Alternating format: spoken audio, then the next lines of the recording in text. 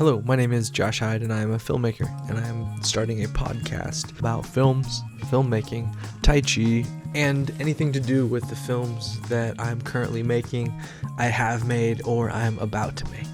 On this episode of American Filmmaker, we are going to discover what it takes to be an American filmmaker, and how do you find stories that matter. So currently, I'm working on a feature documentary about hemp in the United States. And the goal was to follow the hemp from the field as it's harvested and regulated by state regulators, and then as it goes into the final products. For the film, we interviewed people from the Colorado Department of Agriculture's Industrial Hemp Division, and we followed Evo Hemp, one of the few American hemp food companies, and as they slowly decided to create CBD products for their consumers. To do this, they partnered with Alex Whiteplume of the Ogallala Lakota Sioux that live on Pine Ridge, and they wanted to create products that were not only helpful to the consumers, but also had responsible and sustainable and kind of a conscious supply chain. So the actual sale of the product can actually go to making Pine Ridge a better place and creating a hemp industry on Pine Ridge to help create economic sustainability.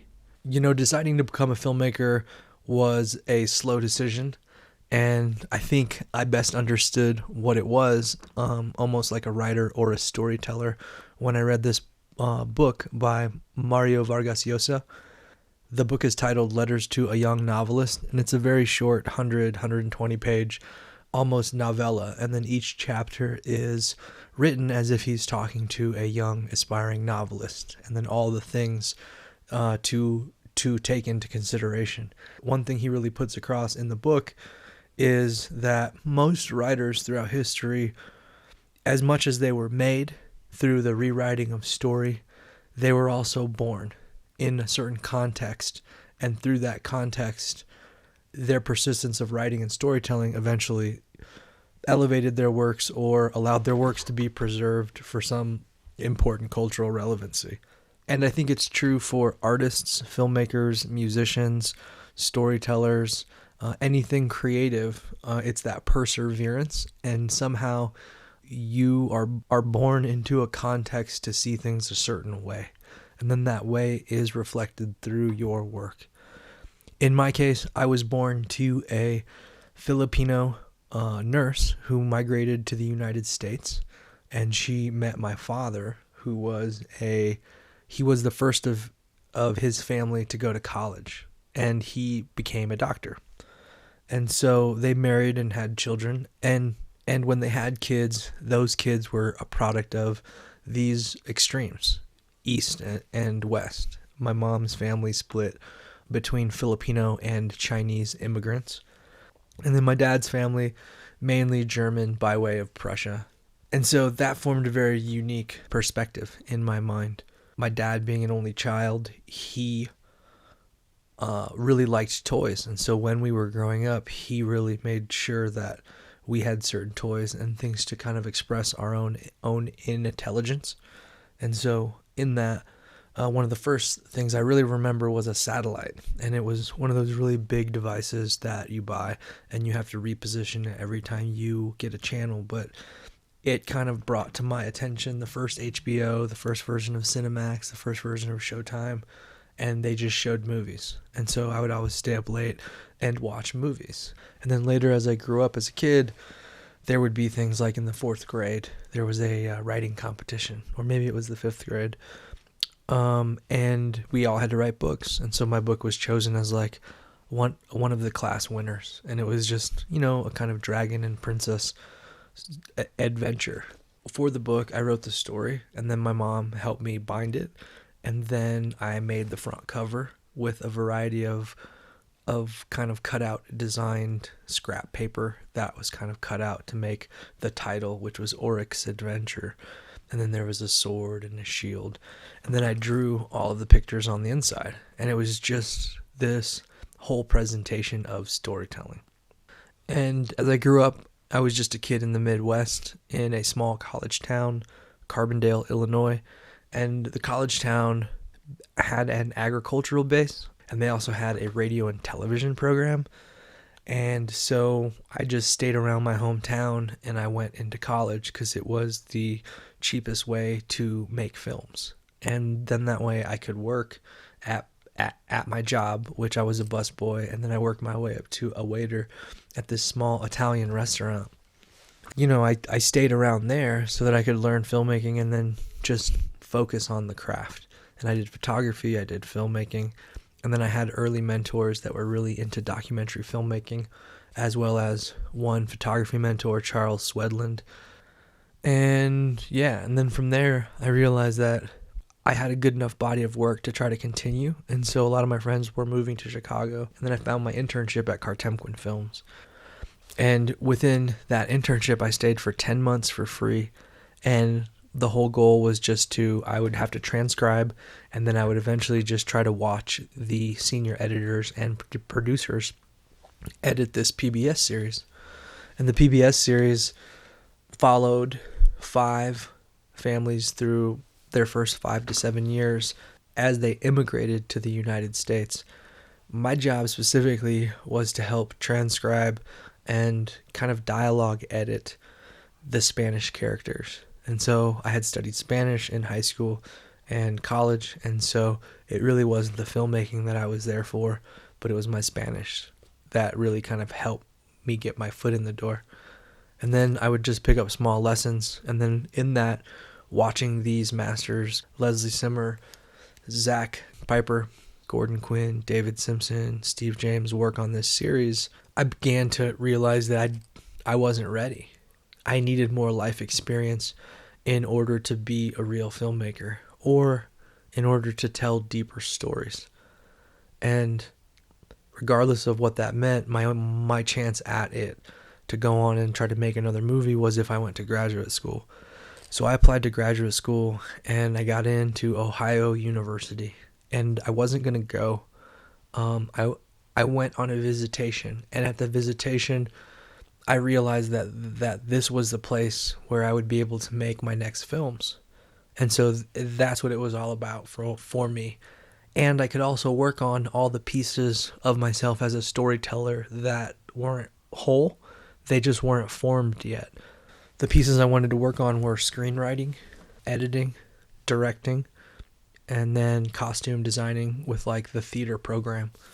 And so in my first 4 short films, I basically worked with the theater program's costume design program, and they had a very good, almost nationally ranked costume design and like production design. So that was good.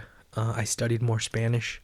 I learned screenplay writing, which helped me write an award-winning short film. And then from there, I was able to write the feature version of that story, and that became my first feature film, Postales.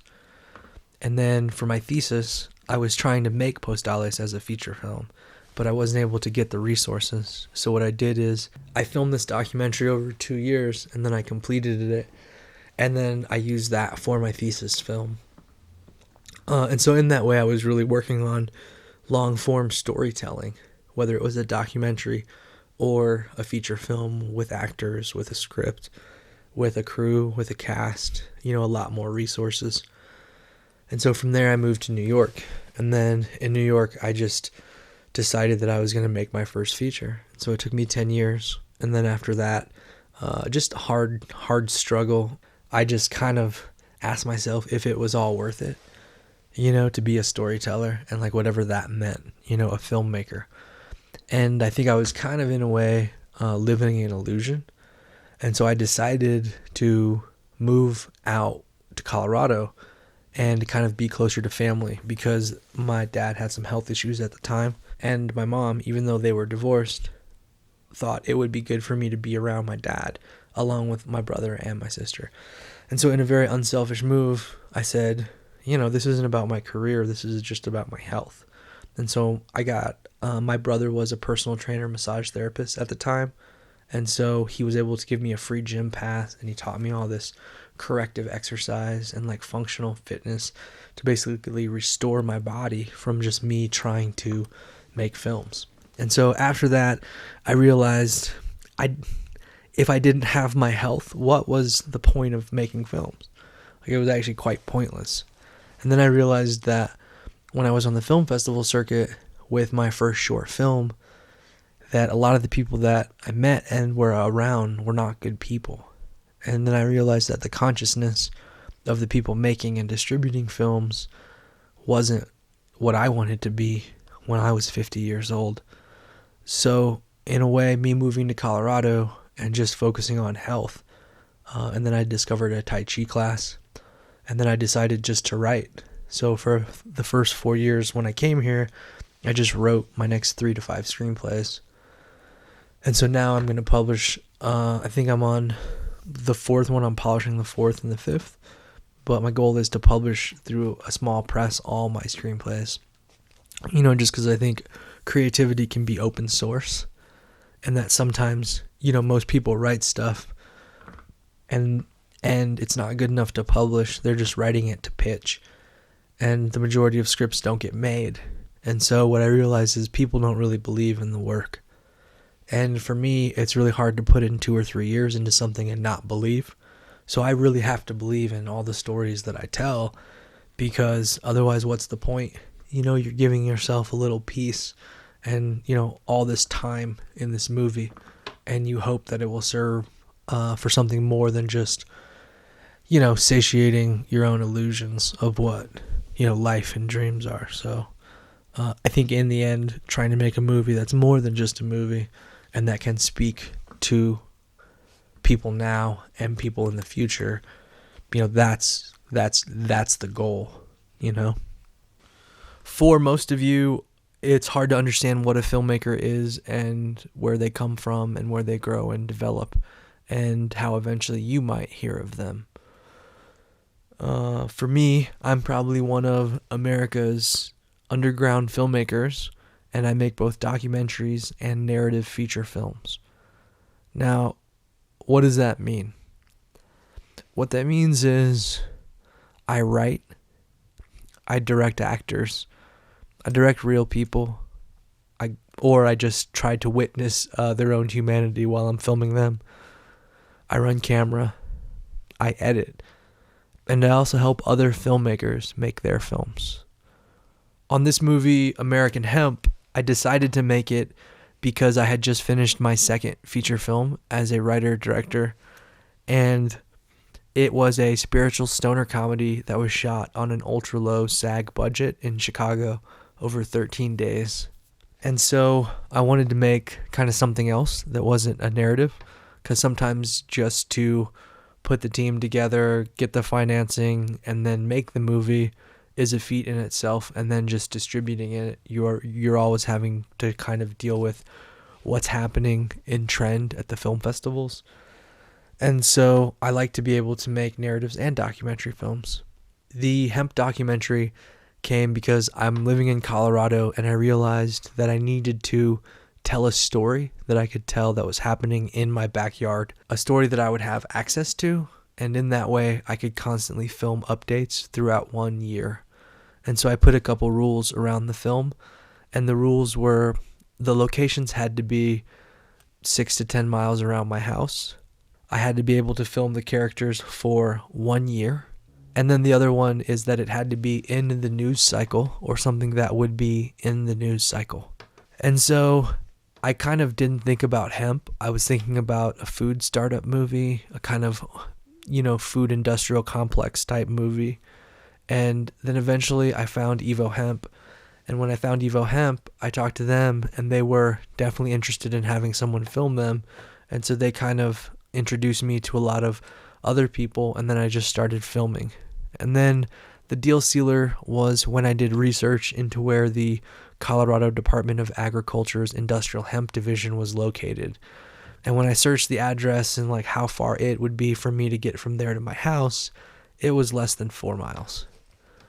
So I realized that this probably was a good film. I wanted to film over time because I wanted to practice the lesson from one of my early mentors, Car Temquin Films. You know, and their method is to find people and film them over a long period of time. And through that exposure and through walking with those people and seeing those people make decisions, that that then the message of the film emerges. So never trying to put the politics on the film and the story, but always trying to film the human and really putting the politics of the situation in the background and putting the human at the foreground and just following them through the story that unfolds over time. And so traditionally they'll film for 3 to 7 years sometimes. And so I knew that I could probably film for 1 to 2 years, and that if I could do that, then I could start to understand the lessons of Cartemquin films and the type of storytelling. And so that's what I tried to do within American Hemp. So the goal of this season is to interview all the characters that appeared in the movie, because their stories could each fill a couple movies, but we had to edit the feature film down to like 70 minutes. So instead of just you getting 10 to 15 minutes with each character, I wanted to create a forum that the film and the film subjects and the filmmakers could speak, because I think it really is important to understand the whole story of American hemp and what it really means for a state and for a country, especially the United States, because internationally there will be a ripple effect based off of the Farm Bill and the mass or widespread acceptance of hemp in 2019. Other countries will now be able to explore and use this as a resource. And so I think it's really exciting to know that started in the state of Colorado. And the reason why it started in the state of Colorado is because a lot of the research for today's modern hemp plant was conducted in states that were allowed to have a recreational and a medical recreational program that also allowed hemp research and experiments. And so Colorado was one of the first states to do that. And because of that, a lot of the early genetics testing and a lot of the development of the different varieties was able to happen. So states like Colorado really put themselves in the forefront by experimenting. And as a filmmaker, I thought this was interesting, not because I necessarily agree with one side or the other, but I think the creation of a new commodity or a new industry, everybody always talks about it, but to see it actually happening and to witness it, I think that's something that people should see. And I also realized that the major players in the space, Charlotte's Web, CV Sciences, which has a product called CBD Oil Plus, the larger players in the space don't want the story of American hemp to be told, whether that's on the political side or whether that's on the hemp side. Because the longer that people can operate in their own way, then they can quickly make the profits they need and basically put control mechanisms in place so that as the industry develops, all roads lead to them. And so what's interesting about this is you kind of see it on a state-by-state level. Most companies have chosen a state to go into. So if Colorado's too saturated, because that kind of started in a grassroots way with the recreational and the medical marijuana programs, then let's go to the next cheapest state that will allow it. How's Kentucky? How's Tennessee? And so you've had companies that did their research globally to basically fit into these international farming standards so that when they decide to plant their hemp in Kentucky, that it will be a certified variety that's ready to go and that it'll kind of fit into all the new laws that are happening. As I was filming, I realized within the first 3 months who the characters or who might be the best characters to follow, because their stories would lead or will hopefully lead to the grocery store shelves, basically to show how the raw product or the raw commodity of hemp seeds, hemp fiber, hemp extract goes from that and goes into a product and then gets turned into a brand and then arrives on the grocery store shelves across America. Like understanding the supply chain of a new commodity and how things are going to grow, because we're just at the beginning of this stage. And when I did research into the documentary space and the hemp space, I realized that most of the documentaries were kind of made from a activist point of view. there's a way that you can make a documentary that has an activist point of view with the information, because the information and the characters are on the front lines of something. But you can also make it in a way that's inclusive, that doesn't really try to politicize the film in one way or the other, but just kind of shows the human reality that's unfolding. Right now, we're in the last 3 months of editing the documentary. I'm working with a composer who is a member of the Budos band and was part of Charles Bradley and his Extraordinaires. And we're just trying to put in a nice kind of instrumental soundtrack to the film. And then, we might come out with a soundtrack. We might not. In the past, we have come out with a soundtrack. And that's just a good way for people to experience the film or discover the film with a different medium. So if the music that you make for the film soundtrack has its own integrity, then kind of what I like to do is work with the musician to then take those bass elements and then flush the song out. And so the song can be its own entity and kind of live on its own right outside of the movie. And then that way people can listen to the song not knowing the movie exists, and then also watch the movie knowing that they can, what is that really unique song? I'd like to listen to it. And then, they can buy that song. The goal of the documentary is to present it around Hemp History Month in June. And so we are finishing the film in the next 3 months, trying to find film festival partners to show the film at. And so right now we are just trying to find the right partners. And then if we can do a small theatrical release in June in maybe 5 cities, that would be nice. The greater goal of the film is to try to have the film screen in all 50 states. And if we can screen the film in every state, then the hope is that different state Department of Agricultures can see the film and then get behind it. In the process of finishing this movie, we started to find another movie, and I started to put together another team for a documentary that follows different food startups as they bring different types of food to the American grocery store shelf. The food startups see themselves as a solution to this food industrial complex that they have inherited that is America's, grocery store network.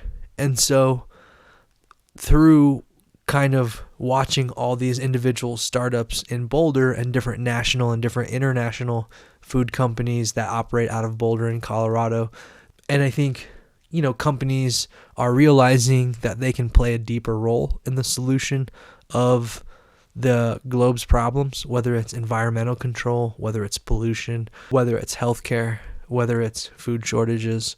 And so I think this next movie is really kind of interesting. The American Hemp documentary was also, in a way, designed out of a couple other movies that I helped make. And one of them was the spiritual stoner comedy, My Friend's Rubber Ducky, which was a distribution experiment. And then I was really excited to experiment with that for different types of distribution. And then the other one was the Steve Madden movie, which I believe is on Netflix. And so the experiment with the Steve Madden movie was I was working on short content, and we realized there was a documentary on this guy, but we were making short content for him. And then basically monthly webisode series. And so we realized that there is long form content, and if you could pair the long form content with an actual brick and mortar operation, could you help to kind of create more distribution for that movie? In the end, the experiment it seemed to work. And so for me, I wanted to kind of take that a little bit further. And so as opposed to a high heel shoes, I wanted to use food and something that people eat. And then I wanted to connect that to kind of a struggle happening across America's farmland. And then knowing that there would be food products that were in national grocery retail chains. And so that would be our brick and mortar connection, is that the story, after people watched it, they could go and take action if they wanted to support the story by going and buying hemp foods or products created from hemp. But basically, the film is just the beginning. And then after people watch the film, they can continue their support of American hemp by actually going and buying hemp products that might relate to them and what they need.